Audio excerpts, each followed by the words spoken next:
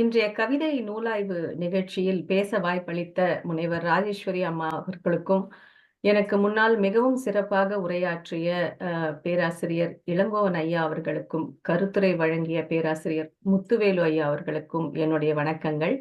மேலும் இன்றைய நிகழ்ச்சிக்கு வருகை தந்திருக்கும் கவிஞர் பெருமக்கள் அனைவருக்கும் என்னுடைய வணக்கங்களை கூறி, கவிஞர் சத்யபிரபா அவர்களின் மகிழ் பேரின்பம் என்று தலைப்பிடப்பட்ட கவிதை நூலை குறித்து என்னுடைய மதிப்புரையை வழங்க இருக்கிறேன்.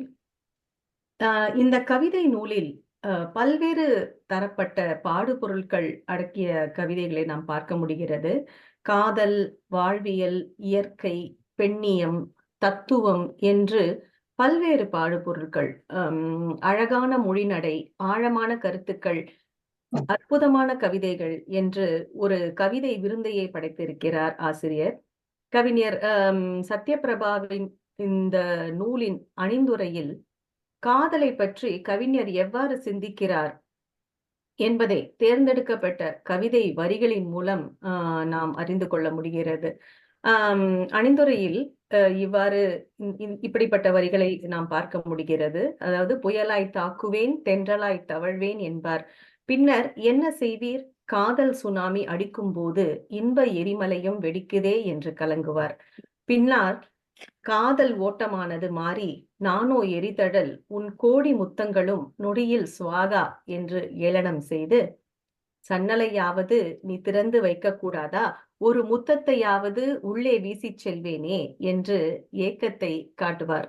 உன் முத்தம் யாருக்கு என்று காதை கடித்து கனிமூட்டம் கொடுத்து நெஞ்சுக்குள் ஓடி பிஞ்சு விரல் தொட்டு உடல் சிலிர்த்து உள்ளம் பொங்கி என்று அடுக்குவார். மேலும், அன்று சிரித்த அதே நிலா என்று இன்று அழுவது ஏனோ? அழுத நிலாவை அரவணைக்க என் ஆவி துடிக்குதே என்று கலங்குவார். பின்னால் கல்யாணமானதும் விடை பெற்றது காதல் என்று யதார்த்தமான வாழ்க்கையை காட்டுவார் என்று மிக அருமையாக அணிந்துரையில் இந்த கவிதை நூலில் இருந்து காதலை பற்றிய கவிஞரின் எண்ண ஓட்டத்தை பிரதிபலிக்கும் வரிகளை காண முடிகிறது. இந்த கவிதை நூலின் முதல் கவிதையான மகிழ் பேரின்பம் என்ற கவிதையில் குறுந்தொகை பாடலான பாடல் 40 குறிஞ்சி தலைவன் கூற்று என்ற பாடலில் இடம்பெறும் செம்புல பெயல் நீர் என்ற அருமையான உவமையை கவிஞர் பயன்படுத்தி இருக்கிறார். ஆடவனும் பெண்ணும் தற்செயலாக சந்திக்கிறார்கள். முதல் சந்திப்பிற்கு பிறகு அவர்கள் பலமுறை மீண்டும் சந்தித்து பழகுகிறார்கள். தங்களுடைய காதல் தொடருமா அல்லது தன்னுடைய தலைவன் தன்னை விட்டு பிரிந்து சென்று விடுவானோ என்று காதலி கவலைப்படுகிறாள்.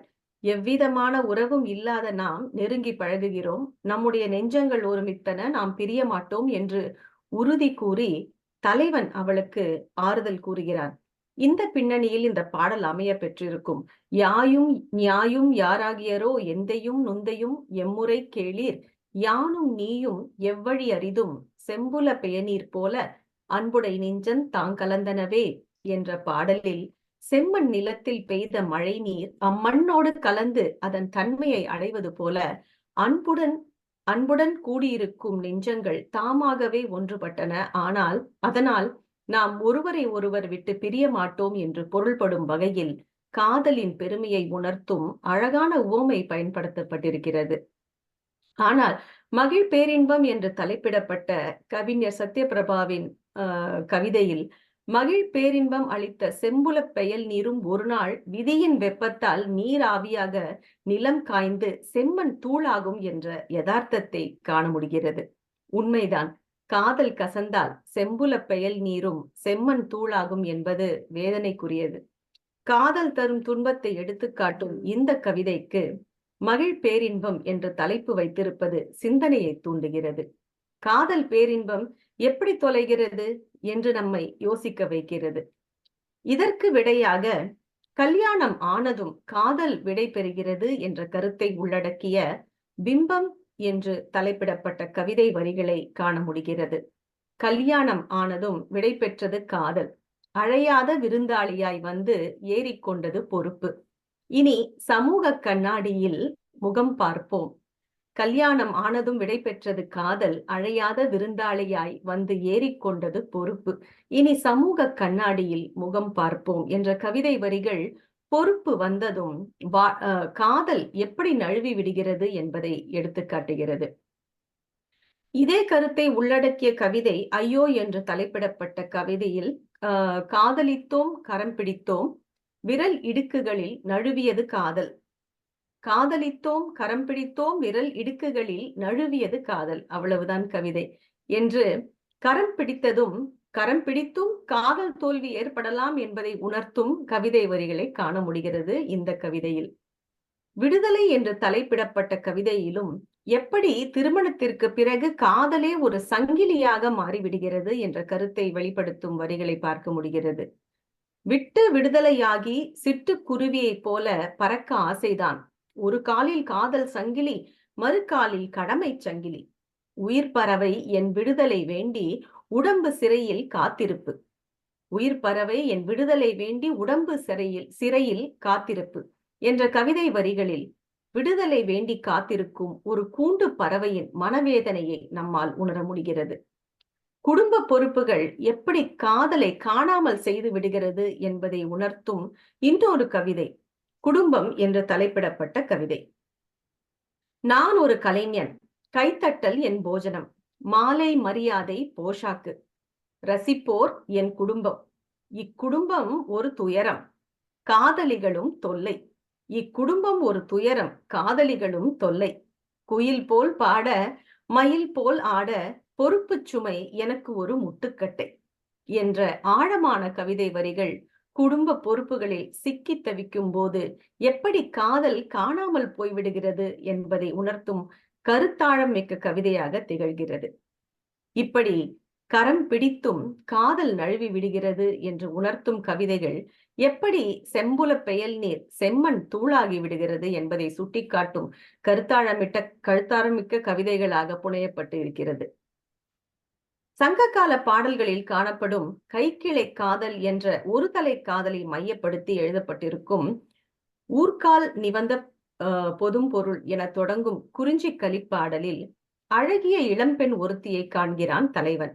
நிலா போன்ற முகத்துடன் இங்கே வரும் இவள் யார்? கொல்லிமலையில் வல்லவனால் செய்யப்பட்ட பாவையோ? எல்லா அழகிய பெண்களின் உறுப்புகளையும் ஒருங்கிணைத்து பிரம்மன் செய்த பேரழகியோ? ஆயிரை கொல்ல அழகிய வடிவாக வந்த கூற்றுவளோ என்று பல்வாறு ஐயம் கொள்கிறான். இந்த கருத்தை பிரதிபலிக்கும் கவிதையாக மாயமான் என்ற கவிதை வரிகளை படிக்கும்போது நான் உணர்ந்தேன். இந்த மாயமான் என்ற கவிதை வரிகளை இப்பொழுது பார்க்கலாம். இந்த கவிதையில் அவள் ஒரு மாயமான், கோடையின் காணல் நீர் கண்ணுக்கு தெரிவாள். மன்னிக்கணும், அவள் ஒரு மாயமான், கோடையின் காணல் நீர் கண்ணுக்கு தெரிவாள், கையில் சிக்க மாட்டாள். கலைந்திருக்கும் போது கண்முன் வந்து சிரிப்பாள், விழித்திருக்கும் போது விலகியே நிற்பாள். பயனற்றவளா பாசமானவளா தெரியாது, அவள் ஒரு மாயமான் என்று ஒரு ஆண் ஒரு பெண்ணை நினைத்து ஏங்கும் கவிதையாக இந்த அதே போல இந்த பெண்ணை ஒரு மாயமான் என்ற உவமை கொண்டு அழைக்கும் கவிதையாக இந்த கவிதையை படைத்திருக்கிறார் கவிஞர். மூடிய கதவு என்ற மற்றொரு கவிதையில் ஏங்கி அழுதாலும் எட்டி உதைத்தாலும் எதிரே இருப்பது உன் மூடிய கதவுதான், சன்னலையாவது நீ திறந்து வைக்க கூடாதா? ஒரு முத்தத்தையாவது உள்ளே வீசி செல்வேனே என்று ஒரு தலை காதலுடன் காதலன் ஏக்க பெருமூச்சு விடுகிறான். இந்த கைக்கிளை காதல் களவாக மாற விதியும் இருக்க வேண்டும் என்பதை உணர்த்தும் கவிதை வரிகளாக விதி என்று தலைப்பிடப்பட்ட கவிதையில் நாம் காண முடிகிறது. விலகி விலகி போகும் இலக்கினை எட்டி பிடிக்க விருப்பம் மட்டும் போதாது, விதியும் இருக்க வேண்டும் என்று விதியின் விளையாட்டை உணர்த்துகிறது இந்த கவிதை. விலகி விலகி போகும் இலக்கினை எட்டி பிடிக்க விருப்பம் மட்டும் போதாது, விதியும் இருக்க வேண்டும். இந்த விளையாட்டு ஒரு பிழையாட்டு என்பதை வாழ்க்கை முழுவதுமே விளையாட்டா ஒளிந்து பிடித்து விளையாடுகிறது. மன்னிக்கும், 2 நிமிடங்கள் மணித்துறையில் உள்ளன. வேகமாக முடித்துக் கொள்ளும்படி தாழ்மையுடன் கேட்டுக்கொள்கிறேன். ஓ, சரிங்க. இந்த விளையாட்டு ஒரு பிழையாட்டு என்பதை வாழ்க்கை முழுவதுமே விளையாட்டா ஒளிந்து பிடித்து விளையாடுகிறோம். நீ தேடி வந்து என்னை பிடித்து விட்டாய், ஓடி பிடித்து விளையாடுகிறோம். நான் பிடிக்க வருகிறேன், உன்னை காணவில்லை, இதயத்தில் இருக்கிறாய், எதிரில் வர மறுக்கிறாய். கள்ள ஆட்டம் ஆடாதே, காதலின் ஆட்டம் ஆடு, இது விளையாட்டு அல்ல பிழையாட்டு என்று ஒரு தலை காதலின் வேதனையை கொட்டித் தீர்க்கிறான் காதலன். இப்படி ஒருதலை காதலில் காதலன் உருகினாலும் ஆணாதிக்க சிந்தனை உள்ள சில ஆண்கள் பெண்களை எப்படி அடிமையாக நடத்துகிறார்கள் என்பதை உணர்த்தும் கவிதையாக அடிமை பெண் என்னும் கவிதை உணர்த்துகிறது. அவனுக்கு ஓர் அடிமை தேவை, அடித்தவனை விட்டுவிட்டு கிடைத்தவனை அடிக்கும் கேப்மாரி. அவள் அடிமை அல்ல, ஓர் ஆளுமை, அடக்கி ஆள நீ நினைப்பது மடமை. அடிமை வியாபாரம் படுத்துவிட்டது, இங்கு அடிமைகள் விற்கப்படுவதில்லை என்று மிகவும் வலிமையான உணர்ச்சிகரமான வரிகளை கொண்டு பெண் அடிமைக்கு எதிராக குரல் கொடுத்திருக்கிறார் கவிஞர். இது வணக்கங்க. இந்த மீட்டிங் முடிஞ்சதுக்கு அப்புறம் அடுத்ததுல தொடரலாமா? இன்னும் கொஞ்ச நேரம் அனுமதி இருக்குமா? ஒரு நிமிஷம் பேசலாம். இன்னும் ஒரு நிமிஷம் பேசுங்க, முடிச்சிட்டு அடுத்த மீட்டிங் வரும்போது கொஞ்சம் பேசுங்க. சரி. இந்த கவிதையில பாத்தீங்கன்னா மிகவும் வலிமையான உணர்ச்சிகரமான வரிகளை கொண்டு பெண் அடிமைக்கு எதிராக குரல் கொடுத்திருக்கிறார் கவிஞர். ஆணாதிக்க சிந்தனையை பிரதிபலிக்கும் மற்றொரு கவிதையாக அடக்கம் அமரருள் உய்க்கும் என்ற கவிதை புனையப்பட்டிருக்கிறது. அடங்கி இருக்க மாட்டாயா, அடக்க நினைப்பது அவனுக்கும் அழகல்ல, மாறி மாறி பேசுவது மகளிர்க்கும் அழகல்ல.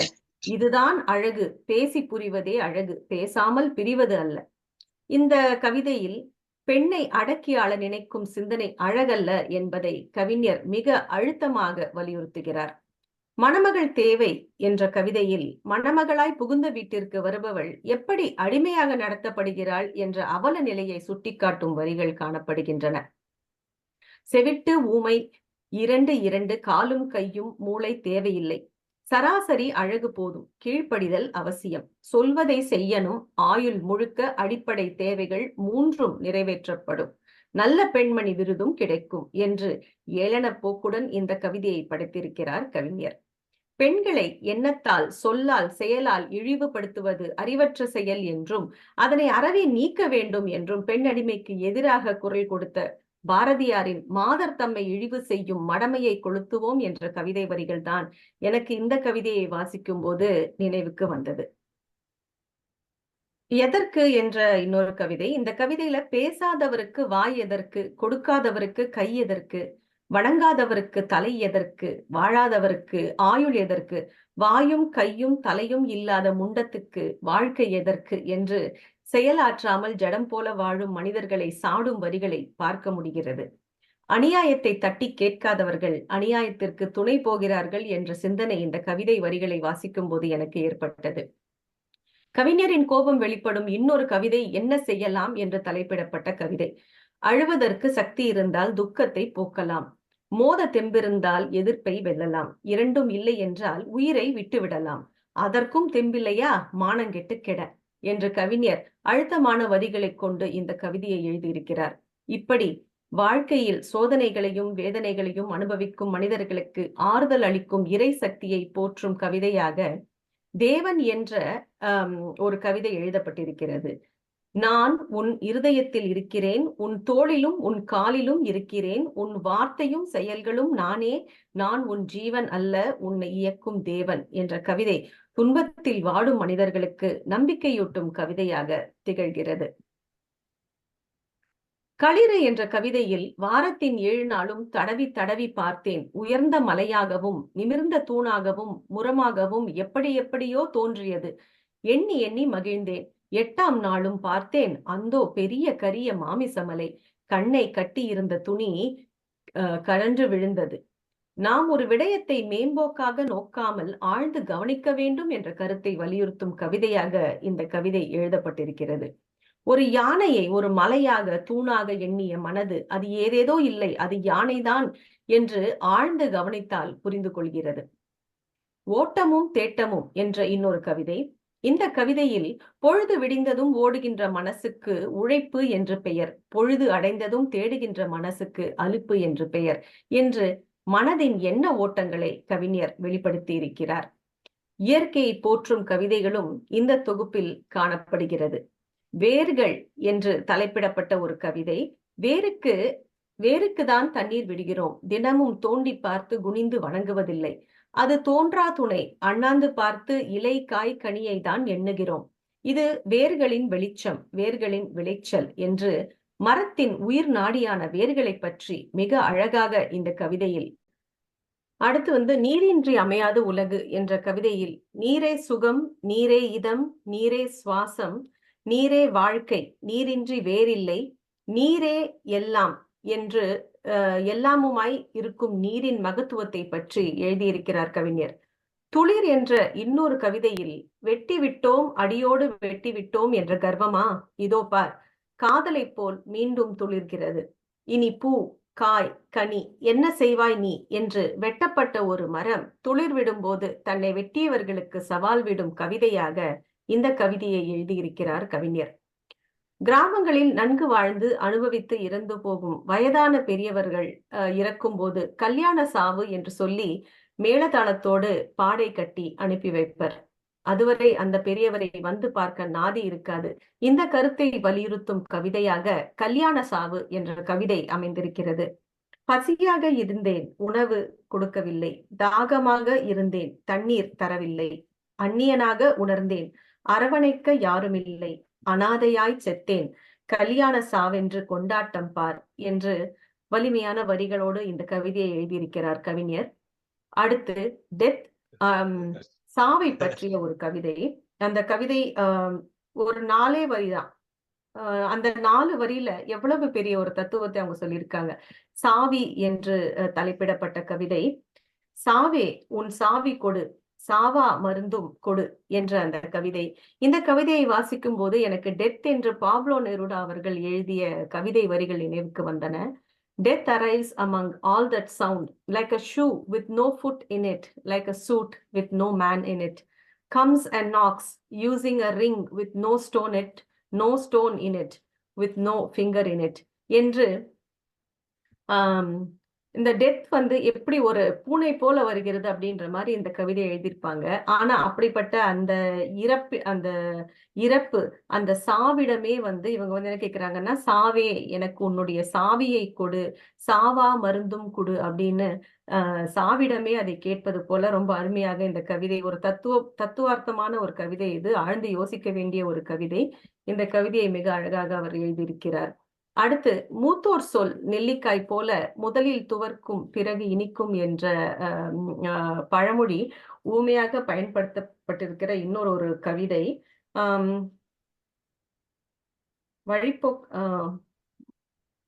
மன்னிக்கணும், அந்த கவிதை குறிப்பை நான் இதுல என்னால வாசிக்க முடியல.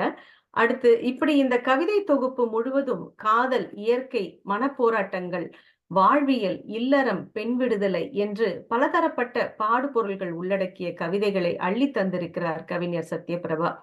இந்த தொகுப்பை நான் வாசிக்கும் போது எனக்குள்ள பல்வேறு சிந்தனைகள் எழுந்தது. ஒரு அழகான மொழி நடையுடன் எளிமையான வார்த்தைகளை கொண்டு அருமையான கவிதைகளை படைத்திருக்கிறார் கவிஞர் சத்யபிரபா. அவர்களுக்கு என்னுடைய மனமார்ந்த வாழ்த்துக்களை கூறி இது போல அவங்க இன்னும் நிறைய படைப்புகளை நமக்கு தர வேண்டும் என்ற கோரிக்கையை முன்வைக்கிறேன். அவர் ஒரு சிறந்த எழுத்தாளர், மொழிபெயர்ப்பாளர், மேலும் தமிழினங்க இதழை திறம்பட நடத்தி கொண்டிருப்பவர், இது போன்ற பல விருதுகளை பெற்றவர். இது போன்ற பல பெருமைகளுக்கு உரிய கவிஞர் சத்யபிரபா அவர்களுக்கு மீண்டும் என்னுடைய வாழ்த்துக்களை கூறி இந்த தொகுப்பை வாசித்த என்னுடைய அனுபவத்தை பிரதிபலிக்கும் தீராத திரவியம் என்ற இந்த தொகுப்பில் இருக்கும் ஒரு கவிதை, அதை வாசித்து என்னுடைய உரையை நிறைவு செய்கிறேன். நன்றி, வணக்கம். அன்று வாங்கி தந்த திரவியம் இன்று வரை தீரவில்லை, இன்னும் கொஞ்சம் இருக்கிறது. இதயத்தின் காதலை போல தீரும் முன் வருவாய் என தீர்க்க நான் முனைந்தாலும் தீராத காதலாய் தீராமல் இருக்கிறது. நன்றி, வணக்கம். இதை போலவே இந்த புத்தகத்தை வாசித்த என்னுடைய அனுபவமும் இன்னும் தீராமலே இருக்கிறது. மிக்க நன்றி. வாய்ப்புக்கு நன்றி, வணக்கம்.